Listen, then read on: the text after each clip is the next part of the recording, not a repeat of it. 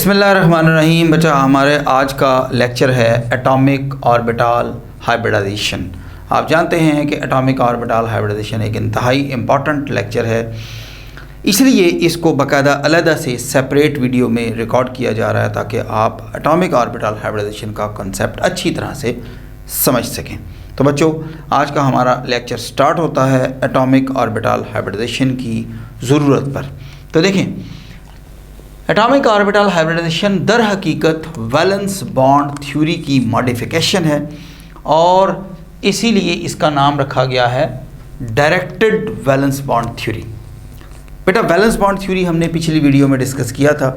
आपने उसमें देखा था कि वैलेंस बॉन्ड थ्योरी ये तो एक्सप्लेन कर रही है कि बॉन्ड किस तरह से बन रहा है, लेकिन ये एक्सप्लेन नहीं कर रही कि वाटर का मॉलिक्यूल कैसे बन रहा है, उसका स्ट्रक्चर क्या होगा, अमोनिया का स्ट्रक्चर क्या होगा, अल्केन्स का स्ट्रक्चर क्या होगा, अल्कीन्स का स्ट्रक्चर क्या होगा, अल्काइंस का स्ट्रक्चर क्या होगा, and there are many mores. Valence bond theory बहुत सारे एटम्स की एलिमेंटल स्टेट में उनकी जो नॉर्मल ग्राउंड स्टेट में उनकी जो वैलेंसी है उसको भी एक्सप्लेन करने में नाकाम है। ठीक है जी। तो देखें जरा, एटॉमिक ऑर्बिटल हाइब्रिडाइजेशन है क्या। ये आपके सामने एक ओवरव्यू लिखा गया है, ये पॉइंट्स मैं आपके सामने रीड करता हूँ। Atomic orbitals having the slightly different energy and shape intermix. बेटा याद रखें, बॉन्ड बनने के लिए जो लफ्ज़ इस्तेमाल किया गया है वो पिछली वीडियो में हमने देखा, उसकी हम बात करेंगे ओवरलैप, इंटरफेरेंस। जब एक एटम के ऑर्बिटल्स दूसरे एटम के ऑर्बिटल्स के साथ ओवरलैप करेंगे, इंटरफियर करेंगे, तब बॉन्ड बनेगा। जब एक ही एटम के ऑर्बिटल्स आपस में मर्ज होंगे तो उनके लिए वर्ड इंटरमिक्स इस्तेमाल किया जाएगा।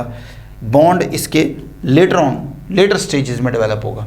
वो कहता है atomic orbitals having slightly different energy and shape, यानी एस ऑर्बिटल पी ऑर्बिटल से दोनों की एनर्जी में फ़र्क है, एस पी और डी आपस में मिलकर या पी और डी आपस में मिलकर intermix to form new orbitals.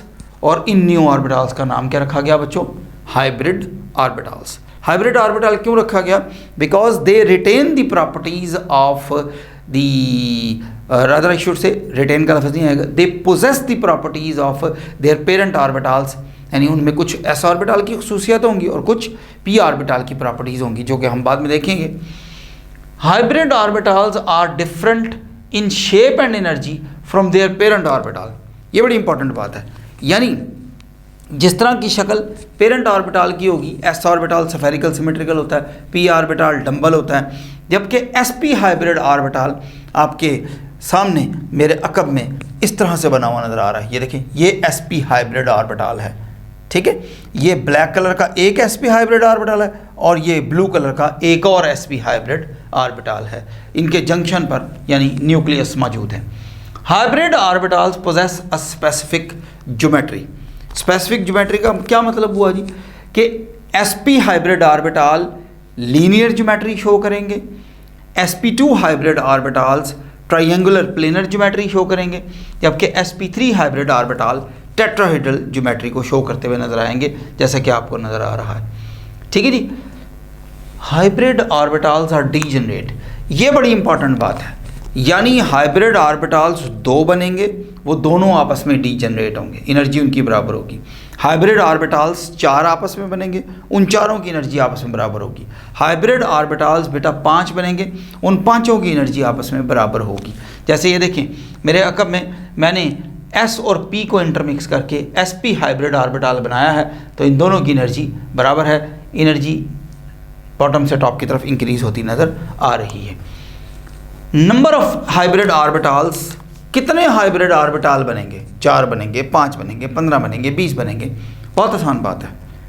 Number of hybrid orbitals is equal to the number of atomic orbitals, यानी जितने एटॉमिक ऑर्बिटल्स आपस में इंटरमिक्स होंगे उतने ही नए हाइब्रिड ऑर्बिटल्स डेवलप हो जाएंगे। 2 मिलेंगे 2 बनेंगे, 3 मिलेंगे 3 बनेंगे, 4 मिलेंगे 4 बनेंगे। शेप की बात तो हम ऑलरेडी डिस्कस कर चुके। सबसे आखिरी और सबसे इंपॉर्टेंट बात, हाइब्रिड ऑर्बिटल्स ने हमेशा बच्चों सिर्फ सिग्मा बॉन्ड बनाना है। पाई बॉन्ड बनाने की इनमें एबिलिटी मौजूद नहीं है। हाइब्रिड ऑर्बिटल हमेशा सिग्मा बॉन्ड बनाएंगे। अब देखें हमें हाइब्रिडाइजेशन की ज़रूरत क्यों पड़ी, इसके लिए छोटी सी टेबल आपके सामने है। ये बेटा बेरिलियम है atomic number 4, boron atomic number 5, carbon atomic number 6, ये इनकी ग्राउंड स्टेट है। अब आप ज़रा बेरिलियम के सामने अनपेयर्ड इलेक्ट्रॉन का कॉलम चेक करें तो आपको नजर आएगा no unpaired electron, no unpaired electron, no unpaired electron, यानी बेरिलियम के पास अनपेयर्ड इलेक्ट्रॉन मौजूद नहीं है। और अगर बेरिलियम के पास अनपेयर्ड इलेक्ट्रॉन मौजूद नहीं है तो वैलेंस बॉन्ड थ्योरी के मुताबिक beryllium should be inert, beryllium को रिएक्ट नहीं करना चाहिए। लेकिन in all of its compounds beryllium बड़ी आसानी के साथ डाईवेलेंट नज़र आ रहा होता है, 2 बॉन्ड बना रहा होता है, सम टाइम 3 भी बनाता है और सम अदर टाइम्स 4 की तरफ भी चला जाता है। बोरोन को देखें, सिर्फ एक अनपेयर्ड इलेक्ट्रॉन है, यानी बोरोन शुड बी मोनोवेलेंट, लेकिन बोरोन तो अपने सारे कंपाउंड में ट्राईवेलेंट है। बोरोन का तो एक भी कंपाउंड ऐसा नहीं है जिसमें वो डाईवेलेंट नज़र आ रहा हो या मोनोवेलेंट नज़र आ रहा हो, वो हमेशा ट्राईवेलेंट ही होता है। कार्बन को देखें कि यहाँ पर 2 अनपेयर्ड इलेक्ट्रॉन नज़र आ रहे हैं, लेकिन कार्बन के डाईवेलेंट कंपाउंड्स की तादाद बिल्कुल ना होने के बराबर है। बहुत ज़्यादा तादाद है तमाम ऑर्गेनिक कंपाउंड्स में कार्बन ऑलवेज टेट्रावेलेंट होता है। तो बच्चों इस टेट्रावेलेंसी को या ट्राईवेलेंसी को या डाईवेलेंसी को शो करने के लिए हमने क्या किया, हमने एक इलेक्ट्रॉन s का px में शिफ्ट किया in case of beryllium and we have this configuration. फिर हमने बोरोन के केस में एक इलेक्ट्रॉन py में शिफ्ट किया, वी हैव दिस कॉन्फ़िगरेशन। और कार्बन के केस में एक इलेक्ट्रॉन हमने pz में शिफ्ट कर दिया। तो अब आप यहाँ पर देख सकते हैं बड़ी आसानी के साथ, ये 2s वाला इलेक्ट्रॉन शिफ्ट होना था बेटा, गलती से ये लाइन लग गई है, इसको मैं रेज कर देता हूँ। ये देखिए अब हमने इसको रेज कर दिया बच्चों। तो 2s वाला इलेक्ट्रॉन एक्साइट होगा, 2s वाला इलेक्ट्रॉन 2px में गया, 2s वाला इलेक्ट्रॉन 2py में गया और 2s वाला इलेक्ट्रॉन 2pz में गया। ये हमारे पास एक्साइटेड स्टेट कॉन्फ़िगरेशन आ गई। और एक्साइटेड स्टेट कॉन्फ़िगरेशन ये बता रही है कि बेरिलियम अब डाईवेलेंट हो चुका है, नीचे बोरोन अब ट्राईवेलेंट हो चुका है और सबसे नीचे कार्बन अब टेट्रावेलेंट हो चुका है। वैलेंसी तो सेटिस्फाई हो गई है, लेकिन क्या बॉन्ड एंगल भी सेटिस्फाई हो गया, क्या बॉन्ड लेंथ भी सेटिस्फाई हो गई है, क्या बॉन्ड एनर्जी भी सेटिस्फाई हो गई है, क्या ये सारी बातें सेटिस्फाई हो गई हैं? तो इसका आंसर मिलता है नहीं, ऐसा नहीं हुआ। इसलिए हमें एटॉमिक ऑर्बिटल हाइब्रिडेशन का सहारा लेना पड़ता है। Let us discuss sp hybridisation. 3 hybridisation हमारे सिलेबस का हिस्सा हैं। वैसे तो हाइब्रिडाइजेशन बहुत तरह की होती है, लेकिन हमारे सिलेबस में sp हाइब्रिडाइजेशन, sp2 हाइब्रिडाइजेशन और sp3 हाइब्रिडाइजेशन सिलेबस का हिस्सा है। तो sp हाइब्रिडाइजेशन से हम काम का आगाज़ करने लगे। sp हाइब्रिडाइजेशन में बेटा पहले हम बेरिलियम की एग्जांपल कोट कर रहे हैं, बेरिलियम क्लोराइड की, और मेरे अकम में फिर कार्बन है। पहले हम ज़रा बेरिलियम को देख लें। बेटा बेरिलियम के अब वैलेंस शेल में हमने देख लिया कि 2 इलेक्ट्रॉन मौजूद हैं, एक 2s में मौजूद है और दूसरा 2px में नज़र आ रहा है। तो इससे पहले कि बेरिलियम 2s प्योर स्टेट में और 2px को प्योर स्टेट में बॉन्डिंग सिचुएशन के साथ गुजारे, पहले बेरिलियम इन दोनों ऑर्बिटल्स को इंटरमिक्स करता है और इंटरमिक्स करने के बाद ये देखें यहाँ पर ये इंटरमिक्सिंग हो रही,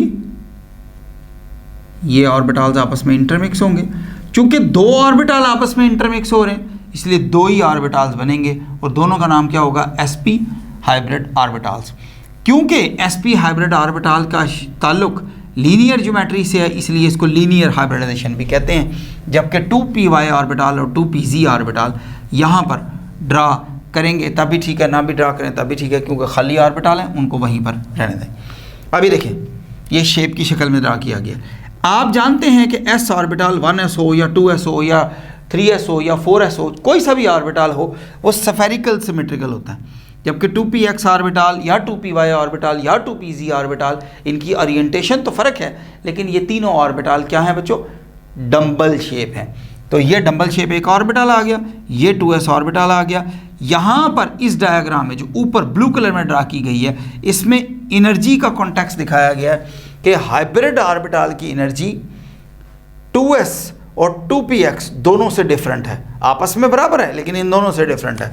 जबकि यहाँ पर इसमें शेप का कॉन्टेक्स्ट दिखाया गया है कि देखिए ये डंबल शेप है, ये स्फेरिकल सिमेट्रिकल है, जबकि हाइब्रिड ऑर्बिटल किस तरह का बन रहा है कि एक बड़ी लोब बन रही है और एक छोटी लोब उसके साथ बन रही है। तो ये हमारे पास 2 sp हाइब्रिड ऑर्बिटल बन गए। अब ज़रा बेरिलियम को देख लें। बेरिलियम के राइट हैंड साइड पर एक sp hybrid orbital, linear hybridisation है, पूरे 180 डिग्री पर दूसरी जानिब एक और sp hybrid orbital.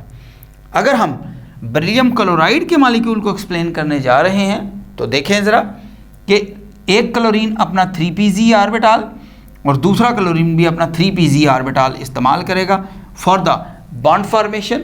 Sir 3pz क्यों इस्तेमाल होगा? बेटा क्लोरीन की कन्फिग्रेशन लिखें, आपको खुद ही क्लियर हो जाता है। क्लोरीन की कन्फिग्रेशन क्या बनती है?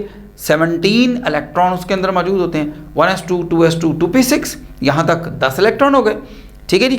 और 3s2 12 हो गए, 3px2 14, 3py2 16 और 3pz1 17, ठीक है। तो 3pz1 में एक इलेक्ट्रॉन होगा, वही इलेक्ट्रॉन यहाँ इसके साथ पेयर अप होगा और इस तरह हमारे पास बेरिलियम क्लोराइड का लीनियर शेप में मॉलिक्यूल डेवलप हो जाएगा, ठीक है। एक सिग्मा बॉन्ड इस तरफ बनेगा, एक सिग्मा बॉन्ड इस तरफ बनेगा, 2 सिग्मा बॉन्ड बनेंगे which are formed due to the overlap of sp hybrid orbital of beryllium and 3pz orbital of chlorine. तो इस तरह बेरिलियम क्लोराइड का लीनियर स्ट्रक्चर डेवलप हो गया। अब हम बात करते हैं ज़रा कार्बन की। तो कार्बन में हमने बात करनी है बेटा इथाइन की, जिसको हम एसिटाइलिन भी बोलते हैं, ठीक है। और हर उस जगह पर जहाँ पर कार्बन sp हाइब्रिडाइज्ड होगा, स्पेशली जहाँ पर कार्बन ट्रिपल बॉन्ड बना रहा होगा, वहाँ पर कार्बन sp हाइब्रिडाइजेशन शो करता नजर आएगा। 2 कार्बन है बेटा, दोनों कार्बन sp हाइब्रिडाइज्ड हैं। अगर सर कार्बन की हाइब्रिडाइजेशन यहाँ लिखी जा रही होती तो कैसे होती? तो बच्चों देखें ज़रा, उस सूरत में यहाँ पर कार्बन में 2 इलेक्ट्रॉन यहाँ पर भी मौजूद होते, ठीक है, और फिर 2 ऑर्बिटल यहाँ पर ड्रा किए जाते इस तरह से, ठीक है बच्चों। एक इलेक्ट्रॉन इसमें और दूसरा इलेक्ट्रॉन इसमें, ये 2py ऑर्बिटल आ गया और ये 2pz ऑर्बिटल आ गया। अब ये जो एनर्जी डायग्राम, एनर्जी प्रोफाइल बना है ये दरमियान में, now it belongs to carbon. पहले ये बेरिलियम का था, अब क्या है? 2 sp हाइब्रिड ऑर्बिटल बने बेटा और 2 अनहाइब्रिडाइज्ड ऑर्बिटल हैं। 2 sp हाइब्रिड ऑर्बिटल हैं और 2 क्या है बेटा? अनहाइब्रिडाइज्ड ऑर्बिटल हैं। तो ये देखें, हर कार्बन ने ये 2 ब्लैक वाले sp हाइब्रिड ऑर्बिटल बनाए हुए हैं, इस कार्बन ने भी यही किया हुआ है, sp हाइब्रिड ऑर्बिटल बनाए हुए हैं। अब ये देखें दरमियान में कार्बन टू कार्बन ओवरलैप चल रहा है। ये कार्बन टू कार्बन ओवरलैप किसके दरमियान है? Between sp of the carbon and sp of the carbon. ये दोनों हाइब्रिड ऑर्बिटल क्या है बेटा? sp हाइब्रिड ऑर्बिटल्स हैं। ये दोनों आपस में ओवरलैप करते हैं और एक सिग्मा बॉन्ड बनाते हैं, जबकि दूसरा sp हाइब्रिड ऑर्बिटल इस हाइड्रोजन के 1s से ओवरलैप करता है और इधर वाला sp हाइब्रिड ऑर्बिटल इस हाइड्रोजन के साथ के 1s के साथ ओवरलैप करता है। जबकि हमारे पास 2py ऑर्बिटल्स बच जाते हैं अनहाइब्रिडाइज्ड, और साथ साथ ये जो ब्लैक कलर में ड्रा किए गए हैं ये क्या है बच्चों? ये 2pz हाइब्रिड अनहाइब्रिडाइज्ड ऑर्बिटल मौजूद है। इसको सिग्मा स्केलेटन बोला जाता है। सिग्मा स्केलेटन के बाद जरा इधर देखें, ये रेड कलर में जो लाइन नजर आ रही है ये सिग्मा बॉन्ड है, ये carbon to hydrogen sigma bond है, ये carbon to hydrogen sigma bond है। अब ये जो ब्लू कलर में हमने ड्रा कर दिया, ये बेटा ऊपर भी जाहिर किया गया है, ये 2py ऑर्बिटल है तो उसके सामने 2py ऑर्बिटल है। ये पैरेलल फैशन में पाई बॉन्ड बनाते हैं, पैरेलल ओवरलैप करते हैं और पाई बॉन्ड डेवलप करते हैं। जबकि ये 2pz ऑर्बिटल और यहाँ पर भी 2pz ऑर्बिटल यही काम करते नज़र आ रहे हैं, ठीक है बेटा। एसिटाइलिन यानी इथाइन के केस में पाई इलेक्ट्रॉन डेंसिटी के कंटोर्स की तादाद 4 है। बॉन्ड 2 ही हैं पाई बॉन्ड, लेकिन कंटोर्स 4 हैं, ठीक है। यानी 2py और 2py जब ओवरलैप करेंगे तो एक इलेक्ट्रॉन डेंसिटी का कंटोर ऊपर आएगा, दूसरा कंटोर नीचे आएगा।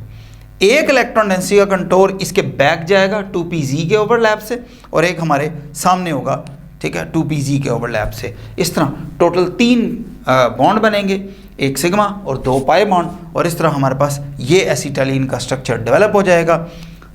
अक्सर का बहुत ही आसान सवाल पूछा जाता है कोई भी फार्मूला लिखकर कि टोटल नंबर ऑफ बॉन्ड्स आप बताएं, या number of sigma bond recognise करें, या number of pi bond recognise करें। तो ये देखें, एक sigma bond sp2 sp overlap से बन रहा है और 2 sigma bond sp2 1s overlap से बन रहे हैं, यानी टोटल 3 सिग्मा बॉन्ड बन रहे हैं एसिटाइलिन में।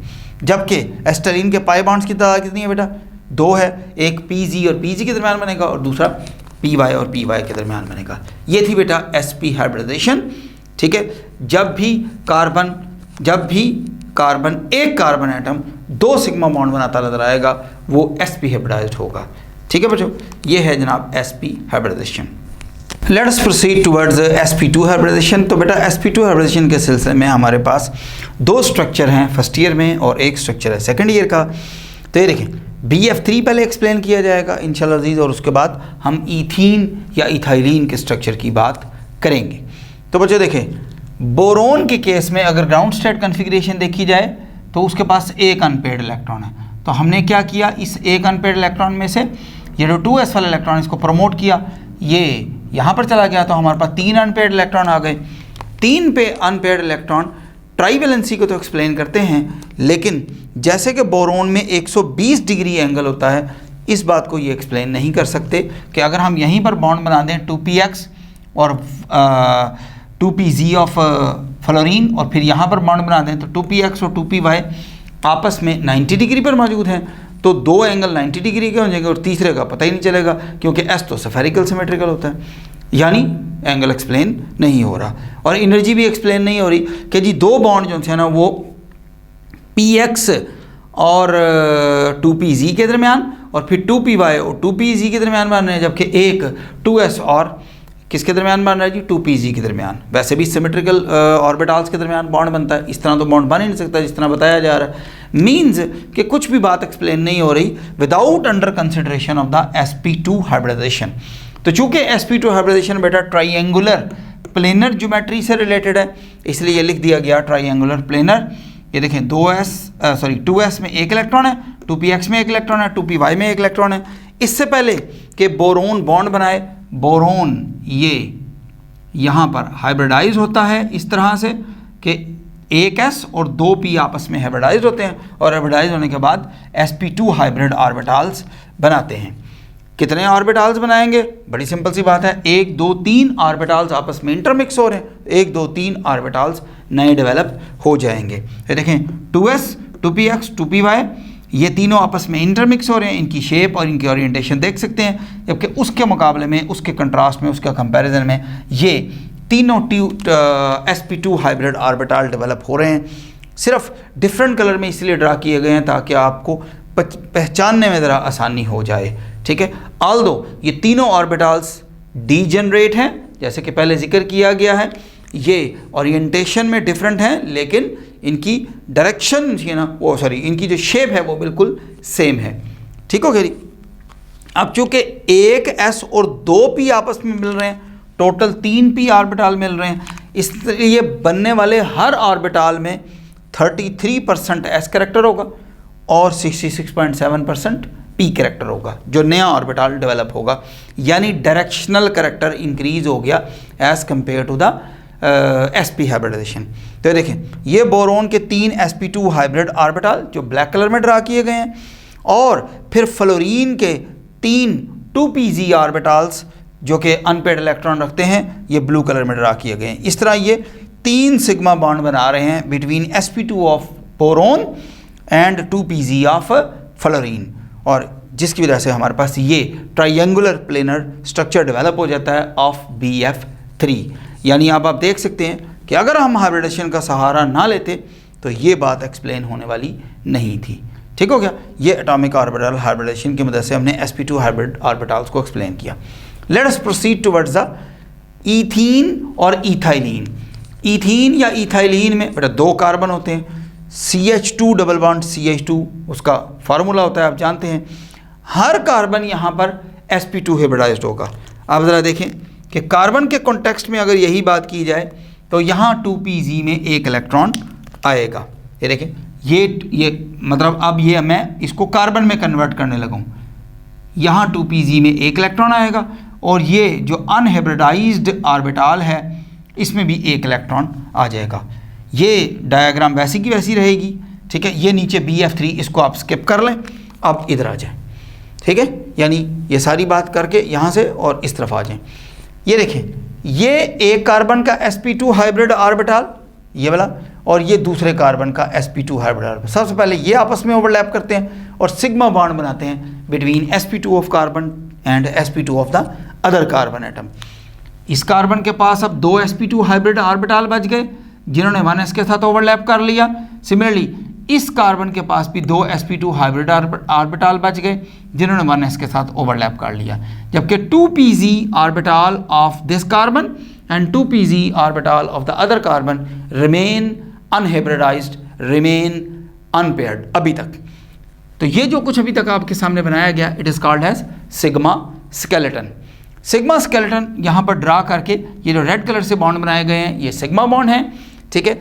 अब ये जो py ऑर्बिटल है इसका 2pz orbital, rather I should से 2pz orbital of the other carbon atom, ये अब बेटा पैरेलल ओवरलैप करते हैं, और पैरेलल ओवरलैप करने से आप जानते हैं पाई इलेक्ट्रॉनिक क्लाउड डेवलप होता है।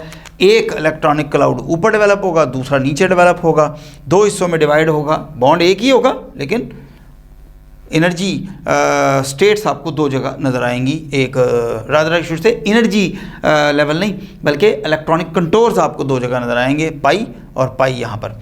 इस तरह CH2 CH2 डेवलप हो जाएगा। इस कंपाउंड को आप जानते हैं कि ईथीन, और कॉमन नेम इसका इथाइलिन है। ट्राइंगुलर प्लेनर स्ट्रक्चर इसका भी डेवलप हो रहा है। सर ये कैसे ट्राइंगुलर प्लेनर डेवलप हो रहा है? ये तो समझ आ रही है कि ट्राइंगुलर प्लेनर है कि ये देखें ये एक ट्राइंगल बनती हुई नज़र आ रही है, ये कैसे ट्राइंगुलर प्लेनर है? तो बच्चों इसमें आपने इतने हिस्से को देखना है। ये देखें इस हिस्से को देखें, यानी एक कार्बन, दोनों हाइड्रोजन और दूसरा कार्बन, सिर्फ इतने हिस्से को देखें, यानी इसको हम कहेंगे कि इसमें दो ट्राइंगल्स मौजूद नज़र आ रही हैं। 33% S कैरेक्टर होगा और 66.7% इसमें P कैरेक्टर होगा। यह है बेटा sp2 hybridization. This is called as sp2 hybridization. Let us proceed towards the sp3 hybridization. तो बच्चों sp3 हाइब्रिडाइजेशन में हम 3 स्ट्रक्चर्स एक्सप्लेन करेंगे, मीथेन, वाटर और अमोनिया का स्ट्रक्चर, ठीक है। तो let us start with methane. तो बेटा मीथेन में ज़ाहिर बात है कार्बन सेंट्रल एटम है, तो कार्बन सेंट्रल एटम में 2s में एक इलेक्ट्रॉन है, ये एक्साइटेड स्टेट कन्फिग्रेशन में, जबकि तीनों p ऑर्बिटल्स में एक एक इलेक्ट्रॉन मौजूद है। इस मरतबा क्या होगा कि ये चारों ऑर्बिटल आपस में बॉन्डिंग हाइब्रिडाइज्ड होंगे, एटॉमिक ऑर्बिटल हाइब्रिडाइजेशन में हिस्सा लेंगे, यानी ये चारों ऑर्बिटल मिलेंगे। जैसे कि हम पढ़ चुके हैं ऑलरेडी कि number of hybrid orbital is equal to what? It is equal to number of atomic orbitals undergo hybridization. तो 4 एटॉमिक ऑर्बिटल आपस में इंटरमिक्स हो रहे हैं, तो 4 नए sp3 हाइब्रिड ऑर्बिटल्स डेवलप हो जाएंगे which are equivalent in energy, यानी वो डीजेनरेट ऑर्बिटल्स हैं। तो ये देखें ये 2s ऑर्बिटल है, ये 2px ऑर्बिटल है, ये 2py ऑर्बिटल है। 2pz को इस तरह इसलिए ड्रा किया गया because one of the lobe is behind the board, the other lobe is in front of the board. तो जब ये चारों ऑर्बिटल आपस में इंटरमिक्स होंगे तो ये 4 नए ऑर्बिटल डेवलप होंगे। फिर वही बात कि कलर इसलिए चेंज किया गया है ताकि आप रिकग्नाइज कर सकें इन चारों को। ये these are directed towards the corner of a regular tetrahedron. जैसे कि हम शुरू में लिख चुके कि डेफिनेट इनकी ओरिएंटेशन होती है। Hybrid orbitals are different in shape and energy from their parent, but hybrid orbitals possess a specific geometry। तो specific geometry का यहाँ पर क्या मतलब है? ये they are directed towards a regular tetrahedron। Regular tetrahedron किस शेप की होती है वो मैं आपके सामने ड्रा कर देता हूँ ताकि आपको हमेशा के लिए याद हो जाए। ये देखें, ये बेटा एक फेस आ गया, ठीक है जी। अब आप एक और यहाँ पर एंगल ड्रा करें, ये 2 फेसेस हो गए, और जैसे ही ये लाइन आप ऐसे करके मिलाएंगे पीछे, तो ये देखें एक नीचे ट्रायंगल बन रही है और एक पीछे ट्रायंगल बन रही है। तो टोटल फेसेस के कितने बने? 4। तो ये जो आपको हाइब्रिड ऑर्बिटल नज़र आ रहे हैं these are directed right towards the corner of this regular tetrahedron, यानी इनका ये जो सेंट्रल पॉइंट है वो इस जगह पर होगा, ठीक है। एक हाइब्रिड ऑर्बिटल इस डायरेक्शन में होगा, दूसरा इस डायरेक्शन में, तीसरा इस डायरेक्शन में और चौथा इस डायरेक्शन में। ये जो ब्लैक कलर में ड्रा किए गए हैं ये इनकी डायरेक्शन है, ठीक है।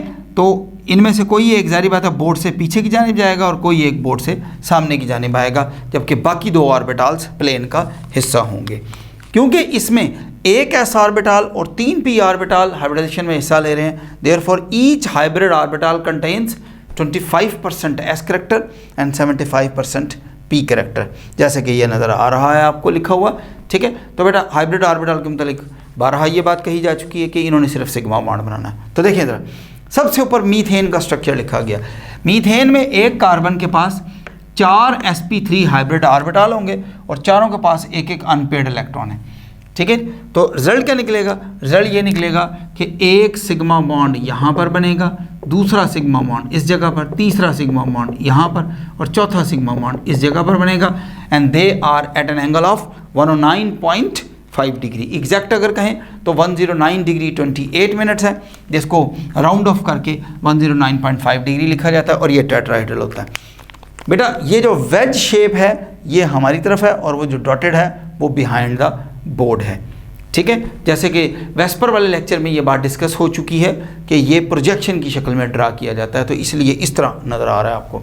अब जब आप अमोनिया की बात करेंगे तो ज़रा देखें कि ये कार्बन का सारा स्ट्रक्चर था, लेकिन जब आप अमोनिया की बात करेंगे तो नाइट्रोजन का एटॉमिक नंबर बेटा 7 होता है। ये कार्बन का 6 है तो इससे अगला नाइट्रोजन 7 है, तो 7 की वजह से यहाँ पर 2 इलेक्ट्रॉन आ चुके होंगे, यानी 2s2 होता है, जबकि 2px1 2py1 और 2pz1 होता है। ये देखें 2s2 2px1 2py1 2pz1। और यहाँ पर नाइट्रोजन में इलेक्ट्रॉन एक्साइट नहीं होगा, क्योंकि नाइट्रोजन की वैलेंसी 3 होती है और वैलेंस बॉन्ड थ्योरी भी 3 बता रही है और प्रैक्टिकली भी 3 ही है, इसलिए इलेक्ट्रॉन को एक्साइट करने की ज़रूरत नहीं है। तो सर फिर हाइब्रिडाइजेशन की क्या ज़रूरत है? बच्चे एंगल एक्सप्लेन नहीं हो रहा, ज्योमेट्री एक्सप्लेन नहीं हो रही, एनर्जी एक्सप्लेन नहीं हो रही, इसलिए ये काम किया गया कि इन केस ऑफ नाइट्रोजन 2s में 2 इलेक्ट्रॉन हैं, 2px 2py और 2pz में एक एक इलेक्ट्रॉन है। ये चारों ऑर्बिटल आपस में इंटरमिक्स होंगे, 4 एक जैसे ऑर्बिटल बनेंगे। एक sp3 हाइब्रिड ऑर्बिटल में 2 इलेक्ट्रॉन आएंगे, बाकी सब में एक एक इलेक्ट्रॉन आएगा, जैसे कि इसके बिल्कुल सामने बनी हुई डायग्राम में नज़र आ रहा है।